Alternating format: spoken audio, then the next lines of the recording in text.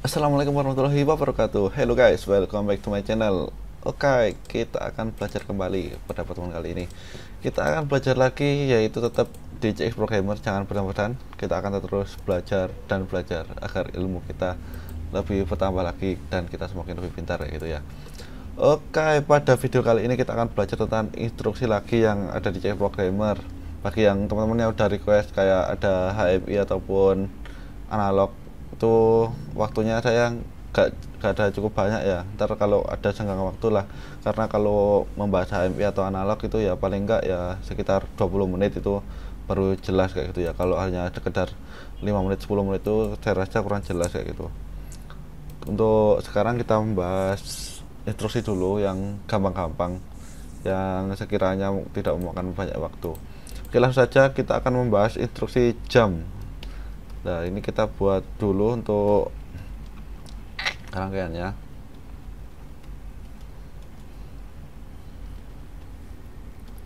Misalkan gini. Terus kita manfaatkan kontak dari channel W10 bit 0 sebagai kontak yang untuk mengaktifkan jam JMP ya. Terus nah, JMP N1 apa artinya? Kita buka di instruction hub. Nah, ini JMP. When execution condition for JMP 4 is off, program execution directly to the first JME 00.5. Jadi ketika kondisi jam ini tidak aktif, maka dia program yang berada di antara jam dan JME dia akan dilewati, sehingga pembacaan dari program yang di atas jam setelah itu langsung ke bawahnya jam N, seperti itu. Terus dia perlu diperhatikan, dia jam number ini harus sama antara JMP dan JME, karena kalau dia nggak sama nanti pada saat teman-teman compile atau menuju online itu akan error seperti itu. Terus di sini jam number tipenya itu uninteger, size-nya hanya 1 bit. Terus di sini ada jam number must be 00 to 03FF atau 0 sampai 1023 desimal. Jadi number jam yang bisa digunakan itu sebanyak 1023 desimal, perlu diingat itu. Jadi di selebih dari itu tidak bisa digunakan. Nah, ini ada catatan lagi nih untuk CC1M dan CC1M ding, CPU 11 dan CPU 21. Jamnya itu hanya 256 atau 0 sampai 255 desimal seperti itu. Jadi tidak sebanyak di PLC Omron tipe lainnya kayak gitu. Semoga teman-teman paham ya. Oke, balik lagi. Terus kita ke jam. Nah, jadi jam ini berpasang-pasangan nih di JME. Jadi jam sama JME ini berpasang-pasangan. Misalkan untuk di atas ini kan N-nya 1. Jadi di bawah ini juga N-nya atau jam numbernya itu 1. Jadi dia berpasangan seperti itu. Terus misalkan di sini kita buat tombol 1 untuk menyalakan lampu 1 ya, channel 10.00 lampu 1. Ini tombol 1 juga saya untuk menyalakan lampu 2 bit 1.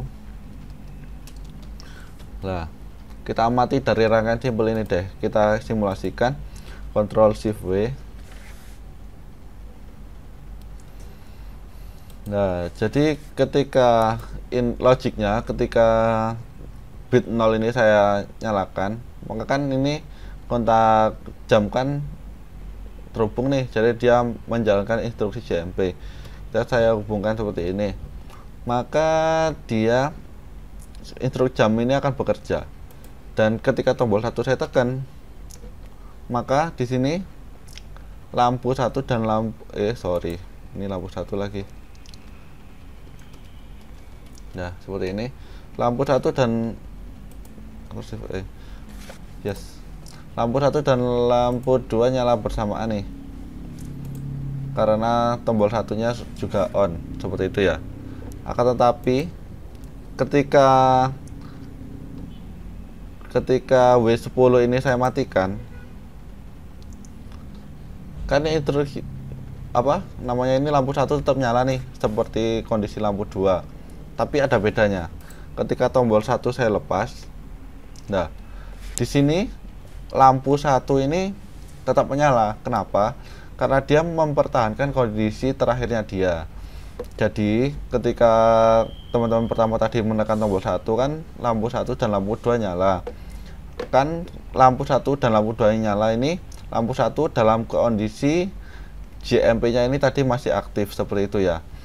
Tadi sebelum saya mematikan channel W10 bit 0, JMP ini kan saya matikan dulu nih. Ketika saya matikan, otomatis kan inti kondisi terakhirnya kan logic 1 nih, lampu 1.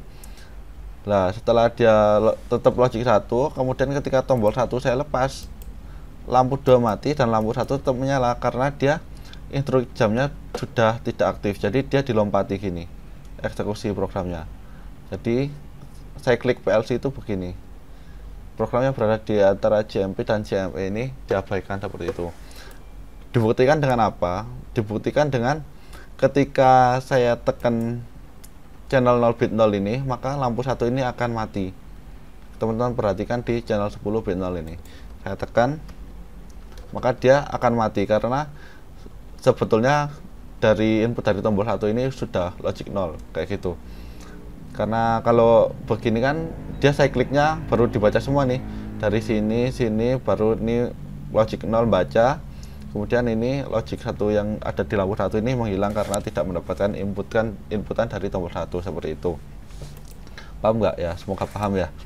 Terus kemudian ketika dia, saya matikan dulu.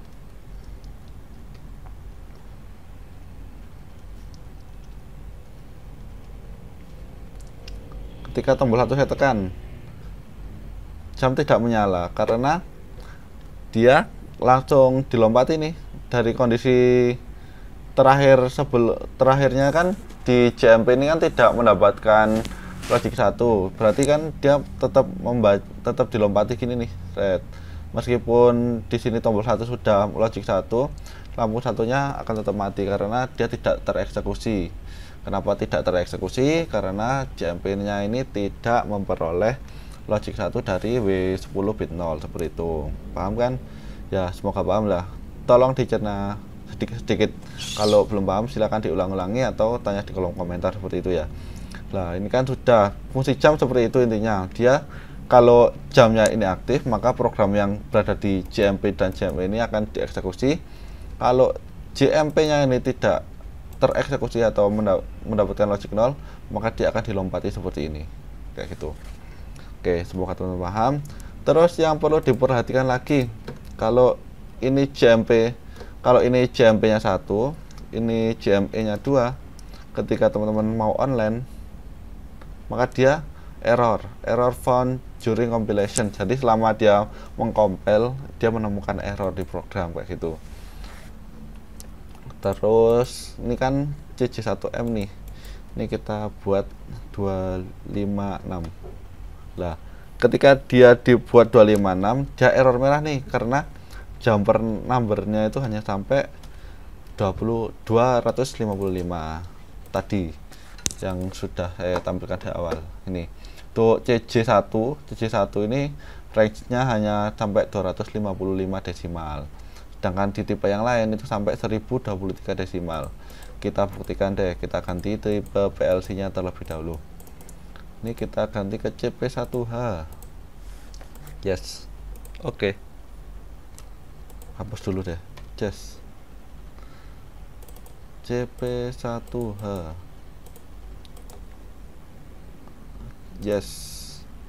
C0. IJM JMP N500 gitu aja. What? Kenapa dia tidak bisa? Instruction help, jam number, ladder variation not supported. Oh, ternyata di tipe PLC ini sama, dia sampai 255 desimal. Mungkin di tipe PLC yang operan yang lain bisa sampai 1000 tadi ya, 1023. Ya mungkin teman-teman kalau PLC-nya beda, lihat dulu aja di keterangan instruction help ini JMP dan JME dari teman-teman itu sampai nomor berapa kayak gitu ya. Semoga paham ya. Ya, terima kasih sudah menonton. Mungkin itu saja video dari saya tentang JMP dan JME. Semoga teman-teman paham. Jangan bosan-bosan untuk belajar. Dan semoga video ini bermanfaat dan teman-teman semakin pintar setelah menonton video saya. See you on the next video. Wassalamualaikum warahmatullahi wabarakatuh. Thank you.